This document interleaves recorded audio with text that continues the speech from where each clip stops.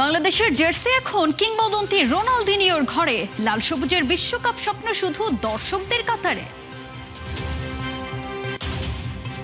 এই যুগের captain America Messi থাকছেন কোথায়? আর্জেন্টিনার 2 সপ্তাহের আইটিনারি খেলা যুগের পর্দায়। 57 বছর আগের ফরমেশন ফেরাচ্ছেন ডন আনচেলোত্তি। সেই সুবাদে ব্রাজিলের এবার কি হবে গতি?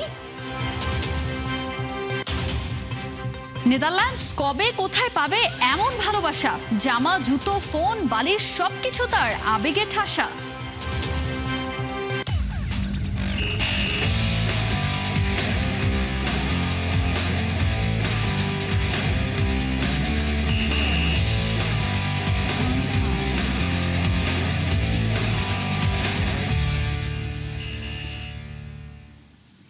স্বাগত খেলা যুগে, আপনাদের সাথে আছি আমি তাজিন খন্দকার।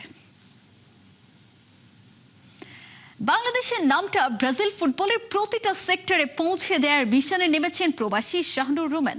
নেইমারের পর এবার ব্রাজিল লেজেন্ড রোনালদিনিও গাউচোর হাতে বাংলাদেশের জার্সি তুলে দিলেন এই ফটো জার্নালিস্ট। তবে এই জার্নিতে আফসোসও আছে বেশ। সেলেসাওদের প্রতি বাংলার ফুটবল প্রেমীদের গল্প বলতে পারলেও বিশ্বকাপে লাল সবুজের খেলতে না পারার হতাশা তার হৃদয়ে রক্তক্ষরণ করে প্রতিনিয়ত। ব্রাজিল প্রবাসী শাহনুরের সেই গল্প জানাচ্ছেন হাসান সজীব।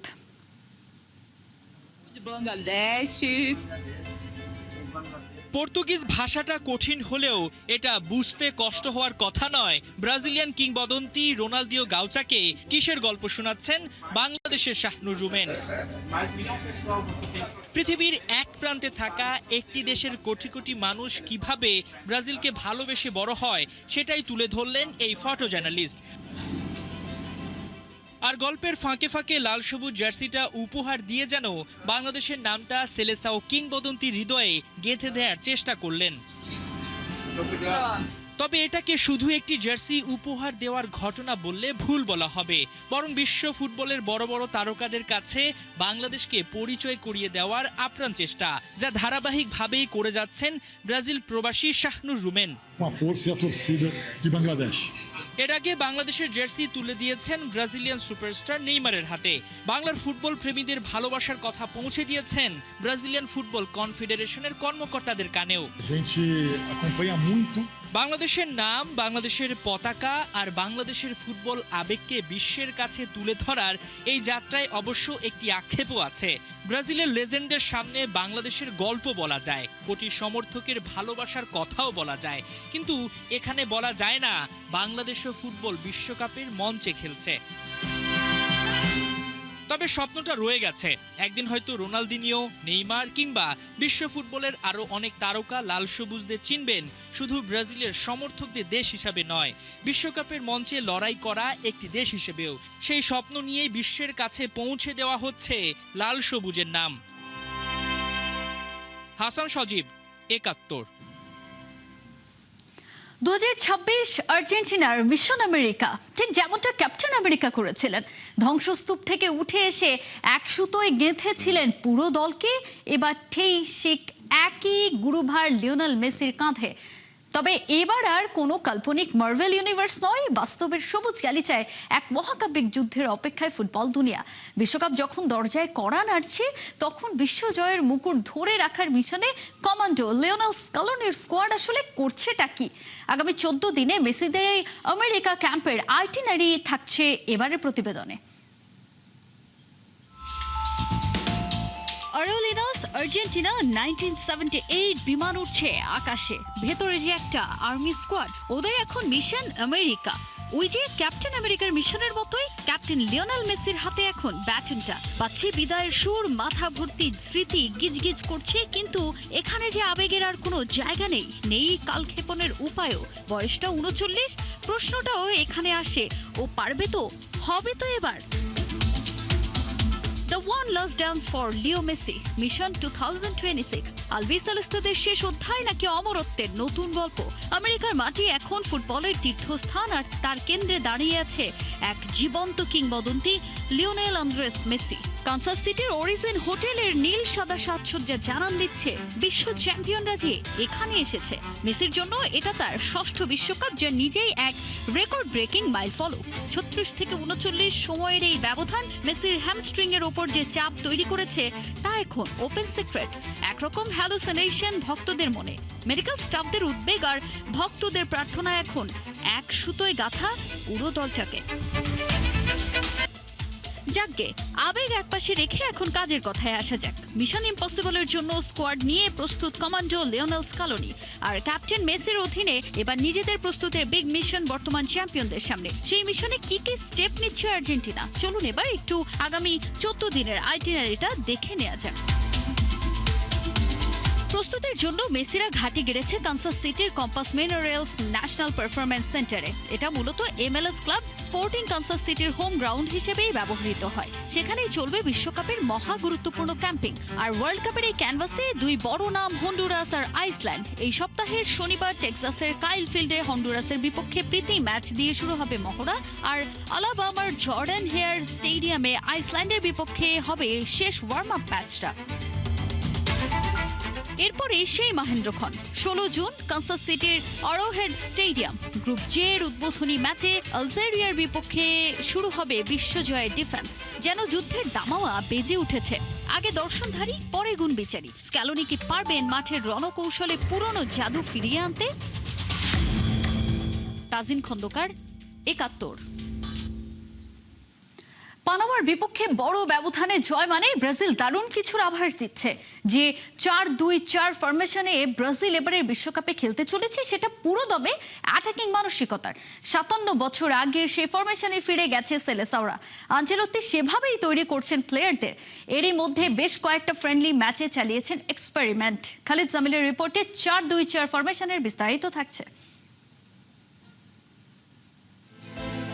1970 পেলে গ্যারেঞ্চো তোস্তাও 4 অ্যাটাকার মাঠে, পেছনে মাত্র 2 জন মিডফিল্ডার, তার পেছনে 4 ডিফেন্ডারের দেয়াল। সেই 4-2-4 ফরমেশনে ব্রাজিল বিশ্বকাপ জিতেছিল অ্যাটাকিং, ওপেন অ্যান্ড ম্যাগনিফিসেন্ট।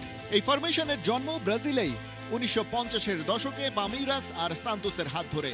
56 বছর পর একজন ইতালিয়ান কোচ সেই একই ফরমেশনে ফিরিয়ে আনছেন ব্রাজিলকে। প্রশ্ন হলো, এবার কি ইতিহাস লেখা হবে?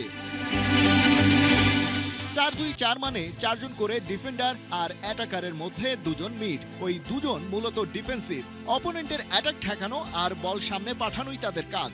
সামনে 4 জনের মধ্যে 2 জন উইঙ্গার, 2 জন স্ট্রাইকার। সহজ কথায় কাউন্টার অ্যাটাকের জন্য বানানো ফরমেশন। কাগজে 4-4-2 দেখালেও মাঠে এটাই হয়ে যায় 4-2-4, কারণ ভিনিসিয়াস আর রাফিনিয়া খেলেন একেবারে ওপরে। মিডফিল্ডের 2 জনের পার্টনারশিপ, যাদের কাজ মূলত 3টা।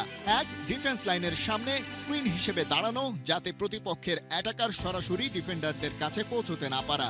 2, বল জিতে দ্রুত সামনের অ্যাটাকারের কাছে বল পাঠানো। 3, পুরো মাঠ জুড়ে মুভ করা, কারণ মাত্র 2 জনকেই মিডফিল্ডের বিশাল এরিয়া কভার করতে হয়। এই রোলটা অত্যন্ত ডিমান্ডিং। 2 জনকেই হতে হয় কুইক, পজিশনালি স্মার্ট আর ফিজিক্যালি শক্তিশালী। এই ফরমেশনের সবচেয়ে বড় স্ট্রেংথ হলো অ্যাটাকে ওভারলোড তৈরি করা। 4 জন অ্যাটাকার প্রতিপক্ষের বক্সের কাছে সবসময় রেডি, কারণ ভিনিসিয়াস আর রাফিনিয়ার মতো প্লেয়ারদের সেরাটা বের হয় ওপেন স্পেসে, ওয়ান অন ওয়ান সিচুয়েশনে। ভিনিসিয়াস নিজেই বলেছেন তারা ভালো ডিফেন্স করবে আর কাউন্টার অ্যাটাকে আঘাত করবে। কাকা রোনালদিনিওর ব্রাজিল ছিল পজিশনের টিম, আর এই ব্রাজিল চায় স্পিড আর কাউন্টার। ভিনিসিয়াস লেফট উইং থেকে, এখানে তিনি সবচেয়ে ডেঞ্জারাস। রিয়াল মাদ্রিদে এই রোলেই আনচেলত্তির অধীনে ওয়ার্ল্ড ক্লাস হয়েছেন। রাইটে রাফিনিয়া বার্সেলোনায় অসাধারণ সিজন কাটিয়ে এসেছেন, গোল আর অ্যাসিস্ট দুটোতেই। সেন্টারে কুনহা পুরো ফ্রন্ট ফোরের যে কোনো পজিশনে অ্যাডাপ্ট করতে পারেন। ডাবল পিভটের 2 জনের কথা আলাদা করে বলতেই হয়। Casemiro game reading, tackling, leadership এখনো টপ লেভেলে। গিমারেস নিউক্যাসলে প্রিমিয়ার লিগের অন্যতম সেরা মিডফিল্ডার হিসেবে নিজেকে প্রমাণ করেছেন। ভিশন আর ওয়ার্ক রেট দুটোই আছে। এই 2 জন ফিট আর ফোকাস থাকলে মিডফিল্ডের গ্যাপ অনেকটাই ম্যানেজ হবে। 4-2-4 ফরমেশনের সবচেয়ে বড় উইকনেস মিডফিল্ডে মাত্র 2 জন। প্রতিপক্ষ 3 ম্যান মিডফিল্ডে নামলে ডাবল পিভট আউট নাম্বারড হয়ে যেতে পারে। হাই প্রেসিং সিস্টেমে ফ্ল্যাঙ্কে গ্যাপ তৈরি হয়, পিভটের জায়গা ছেড়ে দিলে ব্যাকলাইন প্রেসারে পড়ে। অর্গানাইজড ডিফেন্সিভ টিমের বিরুদ্ধে এই ফরমেশন কষ্ট দিতে পারে, কারণ পজিশন ছেড়ে দিতে হয় আর কাউন্টারের অপরচুনিটি কমে আসে। এই ফরমেশনে সবচেয়ে সাকসেসফুল এক্সপেরিমেন্টটা হয়েছিল 1970-এ। মারিও জাগালোর ব্রাজিল বিশ্বকাপ জিতেছিল এই স্ট্রাকচারেই। আনচেলত্তি সরাসরি এই ফরমেশনে বিখ্যাত না হলেও রিয়াল মাদ্রিদে তার টিম বারবার এই স্ট্রাকচারে খেলেছে। কাউন্টার অ্যাটাক, ওয়াইড উইং, দুজনের মিডফিল্ড পিভট। ব্রাজিলে এসেও এক্সপেরিমেন্ট করেছেন। প্যারাগুয়ের বিপক্ষে ফ্রন্ট ফোর নামিয়ে রেজাল্ট ইকুয়েডর ম্যাচের চেয়ে অনেক ভালো ছিল। ডজনের বেশি প্লেয়ার আগেই আনচেলত্তির অধীনে কাজ করেছেন। নতুন ফরমেশন, পুরনো ট্রাস্ট। 1970-এ যে স্ট্রাকচারে ট্রফি এসেছিল, 56 বছর পর সেটা আবার ডেলিভার করবে কিনা উত্তরটা শিগগিরই পাওয়া যাবে। খালিদ জামিল, একাত্তর। একজন ফুটবল ভক্তের পাগলামি কোন পর্যায়ে পৌঁছালে তার জামা, জুতা, মোবাইল থেকে বিছানার চাদর কিংবা বালিশ সবই প্রিয় দলের পতাকা রঙের হতে পারে? ব্যাপারটা আরো অদ্ভুত লাগবে যখন শুনবেন সেই ভক্ত ব্রাজিল, আর্জেন্টিনা, জার্মানি, এমনকি স্পেনেরও না। নারায়ণগঞ্জের বদরুদ্দোজা লস্কর ডাচ ফুটবলের ডাই হার্ড ফ্যান। 16 বছর ধরে সংগ্রহ করেছে নেদারল্যান্ডসের ফুটবলের অসংখ্য প্রতীক। তার স্বপ্ন একটাই, অন্তত একবার হল্যান্ডকে বিশ্ব চ্যাম্পিয়ন হতে দেখা। মাইনুদ্দিনের ক্যামেরায় শেখ আশিকের রিপোর্টে বিস্তারিত। চোখ বন্ধ করে বলে দিতে পারি, তার মতো নেদারল্যান্ডস ভক্ত আপনি কখনোই দেখেননি। 19 জুলাই 2026 ইনশাআল্লাহ নেদারল্যান্ডস ক্যাপ্টেন ভ্যান ডাইক বিশ্বকাপ উঁচিয়ে ধরে বিশ্বকে জানিয়ে দিবে নেদারল্যান্ডসই বিশ্বসেরা। জীবনের পুরোটা জুড়েই যার ডাচ ফুটবল আর কমলার সাথে মাখামাখি। এখন তুমি কি চাও এই ওয়ার্ল্ড কাপে তোমার এখানে 4টার জায়গায় 4টা থেকে 5টা হয়ে যাক, নাকি এখানে একটা হোক? এই পাশে 5টা হয়ে যাক। এবার অন্তত কাপটা আমি নিব ইনশাআল্লাহ। এবার কাপটা আমি দিব না জার্মানিকে। ঘরের বিছানা বালিশ, হাতের মোবাইল, পায়ের জুতা, পরনের লুঙ্গি, পানির মগ থেকে চাবির রিং কিংবা খেলার তাস, ঘরের যেখানেই চোখ যাবে সেখানেই অরেঞ্জ আর্মিদের প্রতি অকৃত্রিম ভালোবাসার প্রতিচ্ছবি। আমার খুব একটা শখ যে নেদারল্যান্ডসের শার্ট পরা। টোটাল মজুরি সহ 400 টাকা আর 100 টাকা হলো প্রিন্ট। আমার টোটাল 500 টাকা পড়ছে। নারায়ণগঞ্জের বদরুদ্দোজা লস্কর, যিনি প্রায় 40 বছর ধরেই ডাচ ফুটবলের ডাই হার্ড ফ্যান। 1975 থেকে এখন পর্যন্ত নেদারল্যান্ডস ফুটবল টিমের প্রতিটি ভার্সনের জার্সি আছে তার কাছে।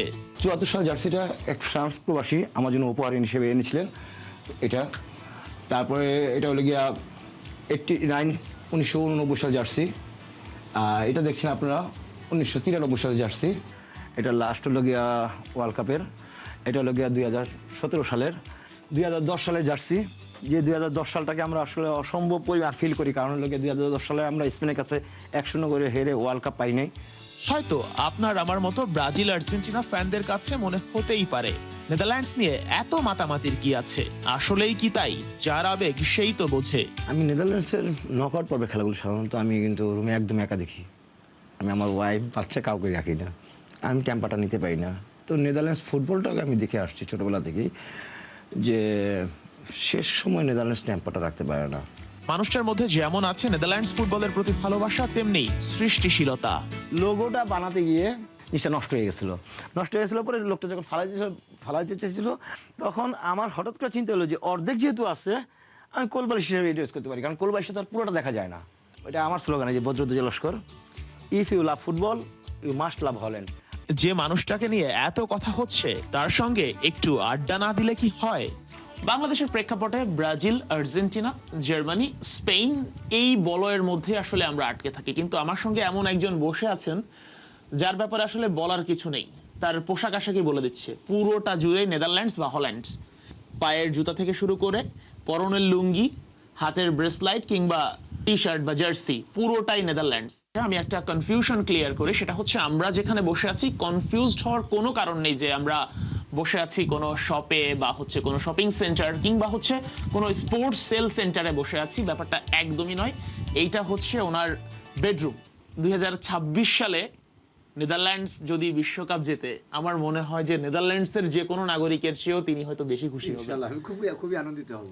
এবং সেই প্রত্যাশা থাকবে নেদারল্যান্ডস ভালো করুক ওয়ার্ল্ড কাপে। আর জয় পরাজয় বা চ্যাম্পিয়ন হওয়ার ব্যাপারটা তো সম্পূর্ণই ভাগ্য এবং সকল পরিস্থিতির উপর নির্ভর করে।